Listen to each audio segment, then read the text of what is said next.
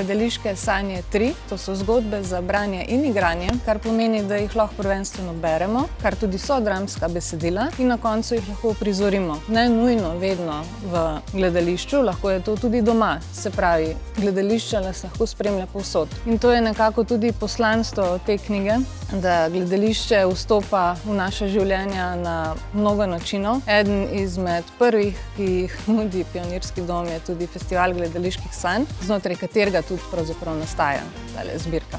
Nika Zavrl je svoje besedilo poslala na tečaju Dramo zganjati. Kot urednica te zbirke sem v njej prepoznala ogromno potenciala, veliko kreativne snage in smo se potem skupaj odločili, da besedilo izdamo, ga izpopolnimo.